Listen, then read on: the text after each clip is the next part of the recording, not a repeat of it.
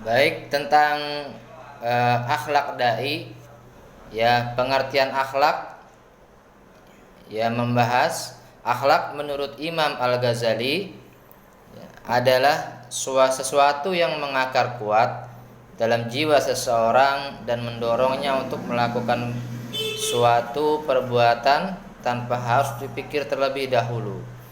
Jika perbuatan yang dilakukan baik, maka disebut akhlak yang mulia, ya, akhlakul karimah, atau akhlak mahmudah, akhlak yang terpuji.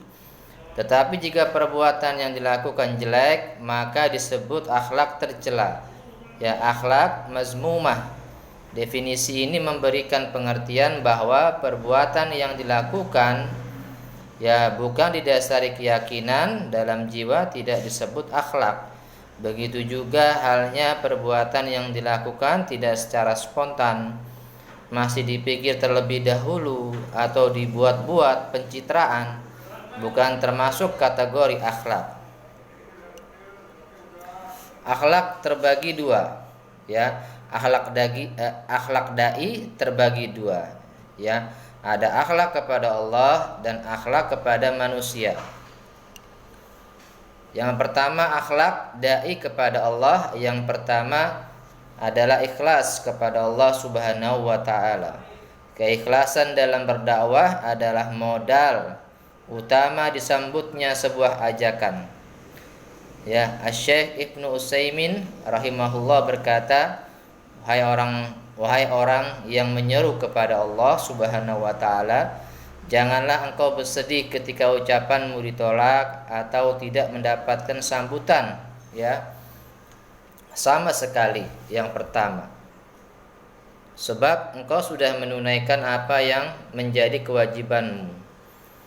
Ketahuilah, jika engkau mengucapkan yang benar dengan mengharap wajah Allah Subhanahu wa taala ikhlas, tentu ucapan itu ada pengaruhnya, walaupun awalnya mendapatkan penolakan langsung di hadapanmu. Pasti nantinya akan, ya, ada pengaruhnya. Yang kedua, ya, adalah selalu mendekatkan diri kepada Allah Subhanahu wa taala dengan beragam amal ketaatan. Sebab orang yang mengingat-ingat Allah Subhanahu wa taala akan diingat oleh Allah Subhanahu wa taala. Dia tidak mau menjadi seperti lilin, ya, bisa menyinari orang, tetapi dirinya sendiri, ya, meleleh. Dia sangat takut dengan ancaman Allah Subhanahu wa taala, ya. Ya ayyuhalladzina amanu lima taquluna ma la taf'alun kabura maqtan indallah an taqulu ma la taf'alun.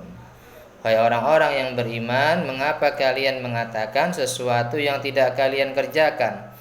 Amat besar kebencian di sisi Allah bahwa kalian mengatakan apa-apa yang tidak kalian kerjakan. Surah As-Saff ayat 2 sampai 3. Dai yang sukses akan menghiasi dirinya dengan amal kesalehan. Tidak cukup dengan mengerjakan hal-hal yang wajib saja, bahkan amalan-amalan yang sunnah juga dia lakukan. Demikian pula di samping meninggalkan yang haram, dia menjauhi yang makruh. Ucapannya selalu selaras dengan perbuatannya. Orang, ya, yang seperti ini berhak mendapatkan kecintaan yang khusus dari Allah Subhanahu wa taala. Allah Subhanahu wa taala berfirman sebagaimana dalam hadis qudsi, barang siapa memusuhi kekasihku, aku mengumumkan perang terhadapnya. Tidaklah hambaku mendekatkan diri kepadaku dengan sesuatu yang lebih aku sukai daripada apa yang aku wajibkan kepadanya. Hambaku senantiasa mendekatkan diri kepadaku dengan amalan-amalan sunnah hingga aku mencintainya. Hadis riwayat Al-Bukhari dari Abu Hurairah radhiyallahu anhu.